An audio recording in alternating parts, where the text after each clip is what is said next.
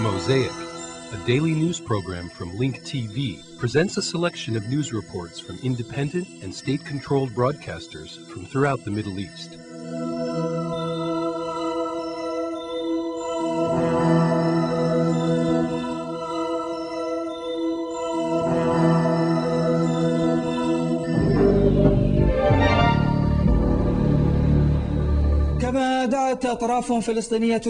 Another Palestinian group called for not exaggerating the unilateral Israeli withdrawal from the Gaza Strip and not to make it look like it is the end of the occupation and liberation of the land, but that this must be considered the first step toward the creation of the Palestinian state, so that the withdrawal from Gaza does not transform the occupation of the West Bank and East Jerusalem into a secondary issue. With eyes that are often sad and teary, and which sometimes see happiness, Palestinians living in lands isolated by forced settlements and military posts of the Israeli occupation army near Jenin are living in a state of anticipation. Yusuf Haji, who's 92, has been separated from his land by the Homesh settlement. He has not seen his land for the past 30 years, the exact age of this settlement when the two villages were stolen, Burak and Sirat al-Wahr. His story, like the story of many others, is coming to an end as he waits for the sun to rise after the departure of the darkness of the occupation. زي ما بحن لابني هذا اللي تعبت عليه وبحن يشوفني. I long to see this land as much as I long to see my son. The land is like a part of me. Humans are from the land. The land is all that one has. I have nothing else but this land. I put my whole life into this land, and they took it away from me. If I was there, I would have lived in peace and died there. The hope of Palestinians returning to their land remains on hold until the last second, because the Israeli occupation refuses to cede control of land surrounding the settlement to the Palestinian Authority, and because the Israelis also refuse to resolve the future status of this property. Thus, the withdrawal from Jenin area remains ambiguous. They did not clarify anything to us during these meetings because they want to keep things very confidential, and they want to discuss the withdrawal behind closed doors. This may stem from security reasons. Despite the fact that there will be a withdrawal of 4 settlements near Jenin, this will not change the bitter reality that left the city and its villages divided and hard to reach due to the many other settlements that remain in place. The Palestinians adopted the philosophy of phased liberation, which explains why they only call for the removal of homes from the 4 settlements scheduled to be evacuated. Our philosophy in dealing with this issue is that the settlements are illegal and we are not seeking trivial material gains. We are seeking compliance with international laws relating to the lands that Israel occupied in 1967. We want these homes to be removed and demolished. We want the land to go back to their owners. Until September 4th, the start of the withdrawal of these 4 settlements near Jenin, all eyes will be on the Gaza Strip. Meanwhile, the hearts of those whose lands were confiscated are beating faster as the withdrawal date nears. Though, now it seems clear that the lands in the Gaza Strip will eventually be transferred to the Palestinian Authority as state-owned property. Here in the West Bank, it is a different story. Palestinian landowners still hope to return to their lands, which were taken away from them by force in the past years. Majid Saeed, Abu Dhabi Television, in front of the Sinor settlement, Jenin.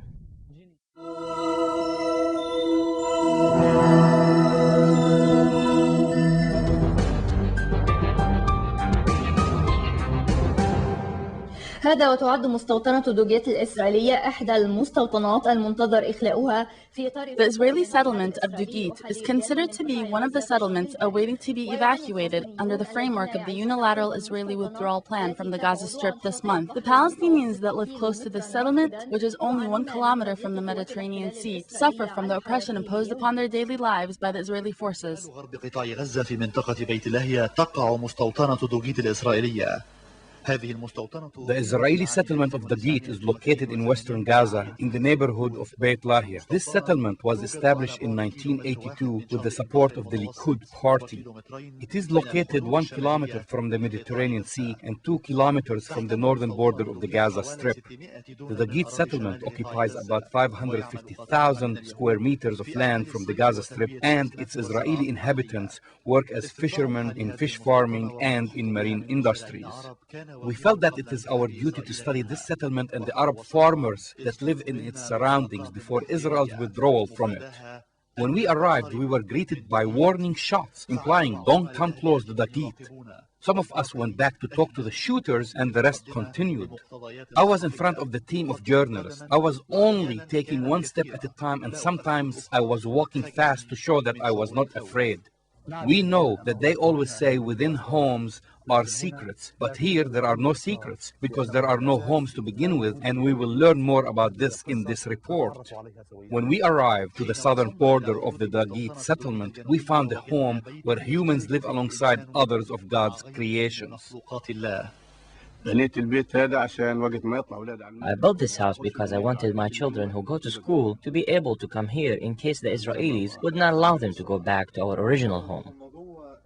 Are you only allowed to come in and out of your house at a specific time schedule? The Israelis placed an electric fence surrounding the settlements and its inhabitants and increased the security perimeter. Before they did this, the road from here to my home used to take me only 10 minutes, but now it takes me more than 3 hours to get to my home. I leave my home at 6 in the morning, and I have to wait 2 to 3 hours at the checkpoint, and they don't allow us to leave there until 9 or 10 o'clock. We make it to school, take 1 or 2 classes, and then leave. Then sometimes they tell us to pass. Sometimes they tell us to expose our stomachs, and then to expose our legs. This is how it is.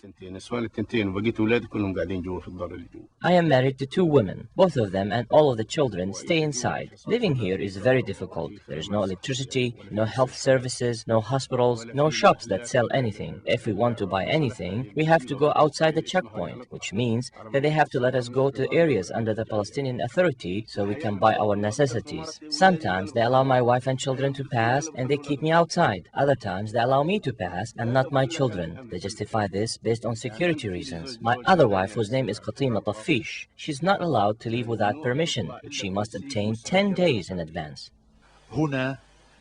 Here in this area, the conditions represent the conditions of all Palestinian areas adjacent to settlements. No safety for a human, child, and not even an animal. They tell me I'm not allowed to have my camels graze near the fence, so I was forced to imprison them all in this small area. And I can't let them go. Once one of my camels went near the fence and they shot him. 2 years ago, they killed one of our camels because it went near the fence. If they shoot a camel, what do you think they're going to do to a human being?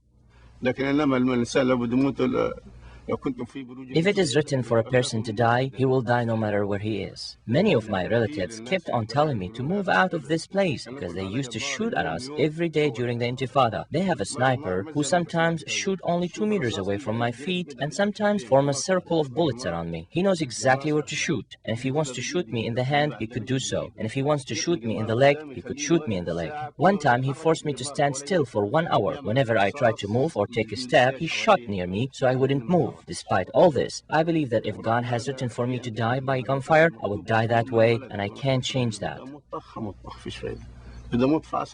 During the beginning of our trip, we thought that the end of the shooting meant that the occupying soldiers were no longer opposed to our visit. However, we found it to be the opposite. It was only the beginning.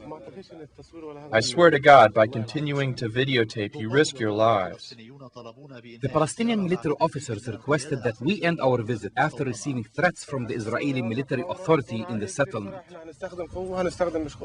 They threatened us, saying that if you don't leave, they would use force. They bulldozed all the area so that they could clearly see what is going on here. In spite of it being a brief visit, we were able to get to know an example of the Palestinians who await the departure of the settlers so they can have freedom and establish their homeland. At the southern border of the Dagit settlement, Daab Hanafi, Nile News.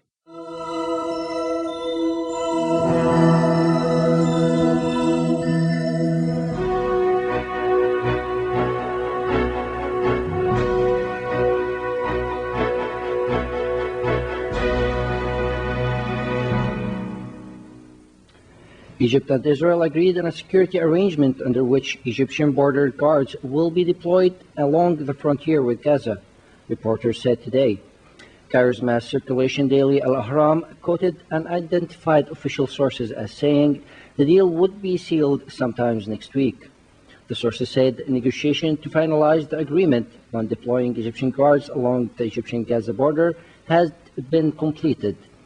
Under the agreement, Egypt will have full control over the border with the participation of Palestinians. Israeli officials said earlier that the agreement stipulates deploying 750 Egyptian guards along the 17-kilometer border. Director General of Crossings and Borders, Nazmi Mhanna, asserted that a Rafah crossing of Al-Auda on the border with Egypt will be open before visitors and citizens coming back or leaving Gaza during the Israeli withdrawal, pointing out that no closure will be imposed on the commercial crossings, adding that the coordination is underway with Jordan and Egypt for securing facilities to citizens leaving or coming back to the country.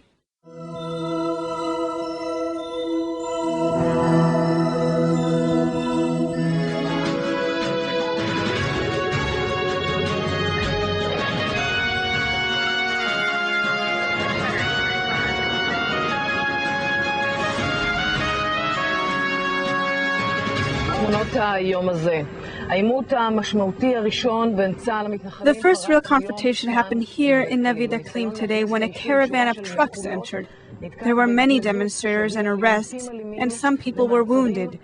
There were highly charged collisions between the soldiers and the settlers.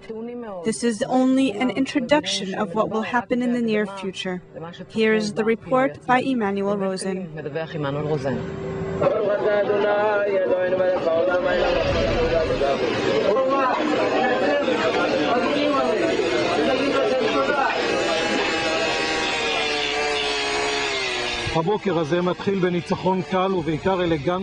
This morning, the army had an easy start in the Ne'ev Dalim settlement.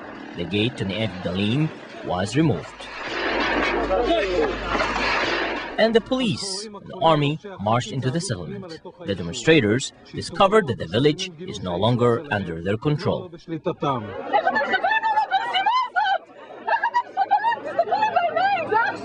There were verbal confrontations here and there.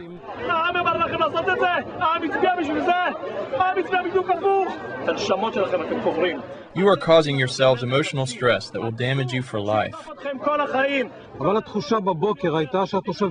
Turned out that in the morning, the army was misled into believing that the resident had given up. At least, that is what the chief of staff and his second-in-command said.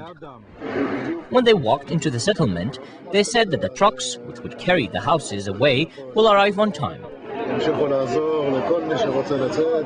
As you know, anyone who wanted to leave could have left already, and they would have gotten all the assistance for this. Anyone who wants to leave can leave his home quietly, just like any other citizen who is moving to a new home in Israel. This delusion was short-lived.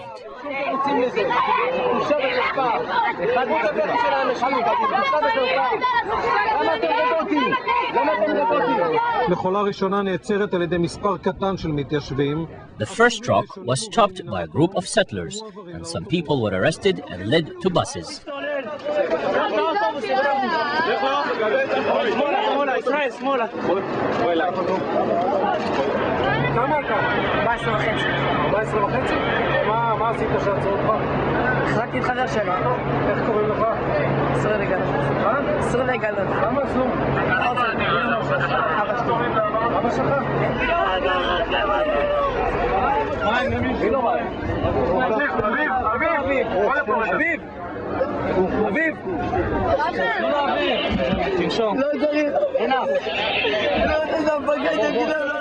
Commander, what did I do? What did I do?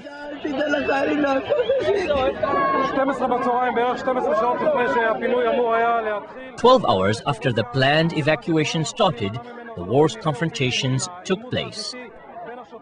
It was hoped that there would be no soldier-settler friction, but the confrontation happened, preventing the first trucks from coming in. the situation will become worse in the next hours.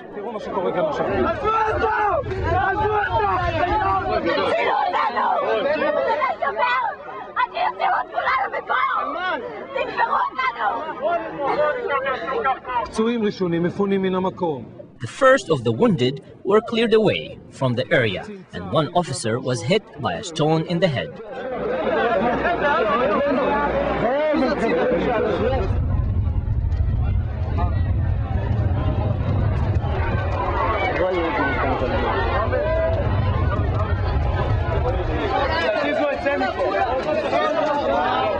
This is the situation 2.5 hours after the confrontation started. United States President George W. Bush said that he sees the two-state option as the only solution for peace between Israelis and the Palestinians. In an exclusive interview with Israel Television's Yaron Dekel, Bush expressed his views on the future of the region following the Gaza withdrawal. Disengagement is I think, a part of making Israel more secure and peaceful. And I agree with the Prime Minister. And so it's important because the United States is a strong ally of Israel. And therefore, if you're a strong ally, you want there to be peace for your ally.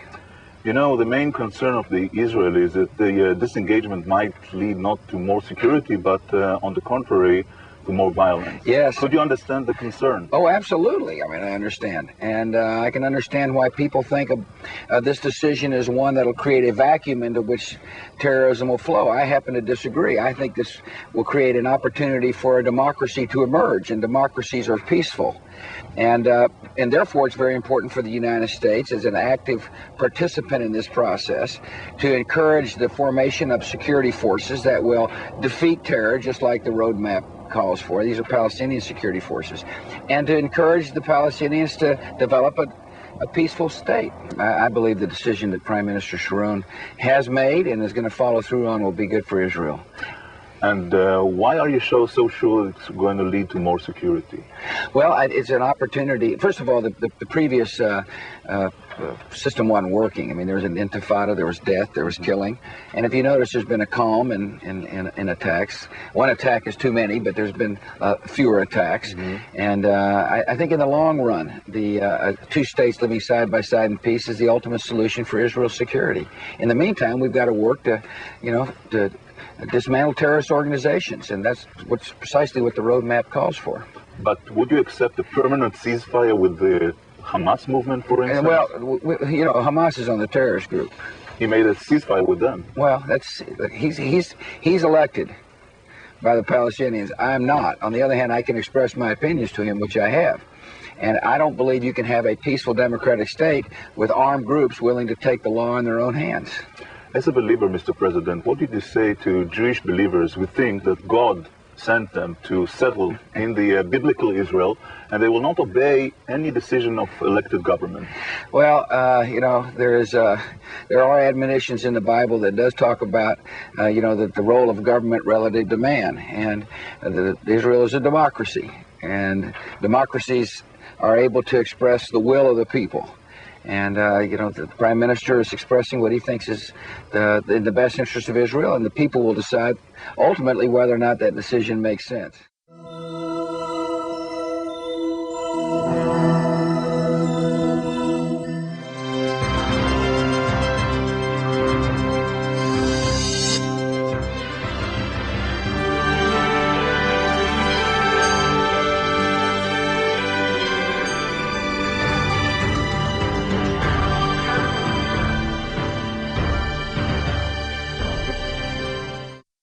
Iraq's parliament gave negotiators an extra week to complete a draft constitution after weeks of intensive talks failed to bridge sectarian and ethnic rifts.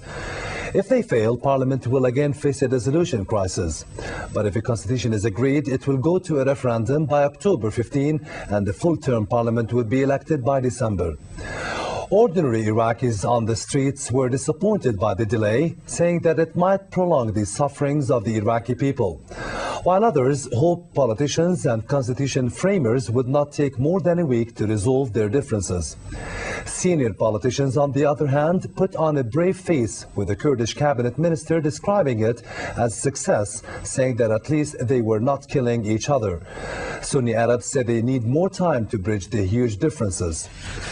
And Prime Minister Ibrahim Jafari, a Shiite Islamist, said the sticking points had been federalism and sharing out revenues. Kurdish autonomy has been less of an issue, but other groups are wary of demands from some Kurds to push for a possibility of outright secession. While National Security Advisor Muwaffaq al-Rubai expressed optimism that the constitution, when finalized, would deal a blow to insurgents and reduce the number of the attacks. Once we release this constitution, which we are going to be proud of, I can tell you this is going to deal a huge blow, demoralizing blow on the insurgents and the terrorists, and it's going to be a huge psychological impact on them that there is no way but to join the political process. Meanwhile, attacks continue. Earlier today, gunmen attacked the Civil Defense Center in Baghdad, wounding 2 guards and killing 2 others. Police said masked gunmen with 2 cars attacked the center and opened fire on the guards in the Shiite slum of Sadr City in eastern Baghdad. In another incident, Iraqi police said U.S. forces opened fire on a group of workers in central Baghdad earlier today, wounding 25 workers.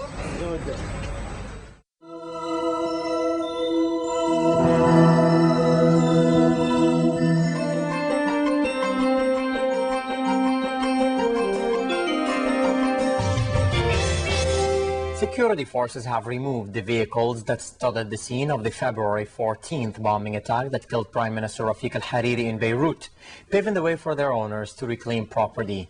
Earlier, the United Nations confirmed that it wrote to Syria asking for cooperation in the probe into the assassination.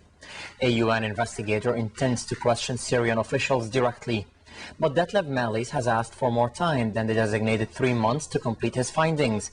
Malis, a veteran German prosecutor, is leading a 50-member team investigating the bombing that killed the late Prime Minister and 20 others, throwing Lebanon into its worst crisis since the civil war that ended in 1990.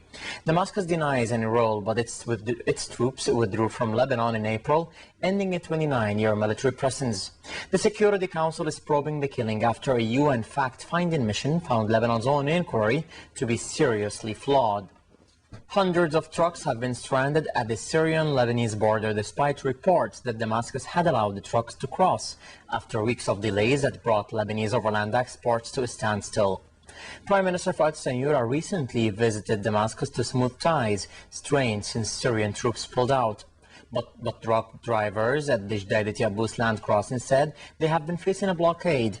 Syria has said the restrictions were a security measure, but some in Lebanon believe they are just retaliation for the pullout and the recent parliamentary elections that saw the victory of many anti-Syrian factions. Taliban militants have kidnapped a Lebanese national working as an engineer on a US-funded road project in southern Afghanistan. Taliban spokesman Abdul Latif Hakimi said Muhammad Jorda was seized along with his car while passing through the restive province of Zabul. He said the Taliban leadership will decide whether to set him free or kill him.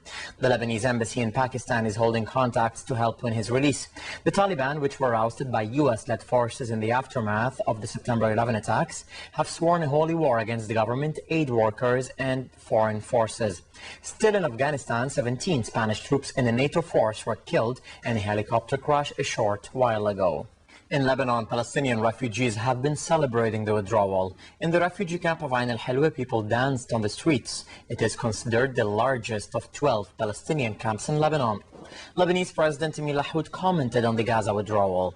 He was quoted as telling Palestinian President Mahmoud Abbas he hoped it will constitute the beginning of the recovery of all the legitimate rights of the Palestinians. For their part, Amal and Hezbollah, both parties, issued a joint statement saying the pullout is a high point in the long struggle of the Palestinian resistance, adding it proved the effectiveness of resistance.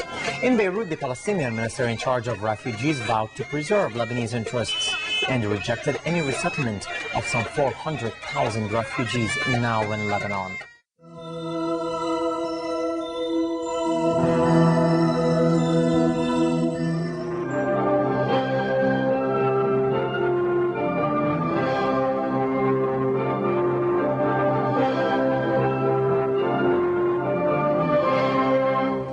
The Iranians once again threw their weight behind the national drive for peaceful nuclear technology, this time through forming a human chain around Isfahan's uranium conversion facility. A large number of Iranian university students and professors chained their arms around Isfahan's UCF to express unflinching support for Iran's nuclear program and voice objection against a discriminatory resolution of the IAEA over Tehran. The event received coverage by a number of news agencies from around the world, including Reuters, Agence France Presse, and Associated Press. In a related story, a number of students staged a gathering in front of the French embassy in Tehran in a show of protest to a move by the EU3 in drafting an anti-Iran resolution at the UN atomic watchdog. Chanting slogans, the students urged the Iranian officials to go all out in safeguarding the national right to civil nuclear know-how. At the close of the gathering, the students in an open letter addressed the French President Jacques Chirac and said, quote, "You and your European colleagues should know that access to atomic know-how, which symbolizes the Iranian national resolve for scientific and civilizational revival, can by no means be ignored under political pressure, war of nerves, or diplomatic collusions."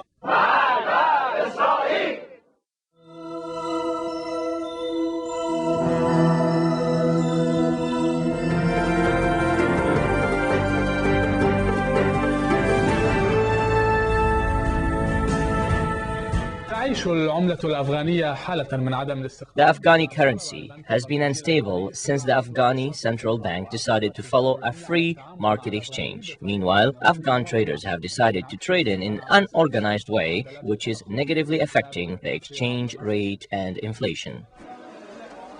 The new Afghan currency, called the Afghani, replaced the old currency, which was used along with various other currencies. Since its introduction and distribution 2 years ago, this new currency has not experienced any stability in exchange rates with foreign currencies, especially the American dollar. It still fluctuates between 45 and 51 Afghanis that can be exchanged for $1 US. The Afghan central bank has a free policy and tries to achieve a free currency market. We did not place any restrictions on the exchange rate of other currencies so that the rate would not be fixed to the central bank. The head of the Afghan central bank defended the new national currency, but the average citizen still complains about the lack of stability in exchange rates. The rates have risen since the introduction of the new Afghani currency and since traders decided to adopt free market exchange between the Afghani and other foreign currencies. The exchange rate of the Afghani is not always the same. For example, if the central bank distributes a large amount of Afghanis in the local market, the prices will go up and down. If the Afghani currency is distributed more than the American dollar, then the Afghani exchange rate must improve. The Afghani currency is traded in local and central exchange markets, shops and kiosks. Traders have been exchanging it in public streets since there are no laws governing the buying and selling of the currency. The buying and selling of currency in some states, especially the ones that border Pakistan, continues to be attached to the Pakistani currency, although the government has laws in place that prohibits this. Half a century has passed in the Shahzad financial currency market. It continues to be crowded daily with thousands of currency traders, despite having no laws governing the financial market or even any clear form of modern technology. Abdel Nasser Saeed, Abu Dhabi Television, Kabul. The views expressed on Mosaic are not those of Link TV or its sponsors, but of the broadcasters themselves. Mosaic is made possible by a grant from the John S. and James L. Knight Foundation, which promotes journalism excellence worldwide and invests in the vitality of 26 U.S. communities, and the William and Flora Hewlett Foundation. Additional support is provided by the Firedoll Foundation and Henry and Virgilia Dakin.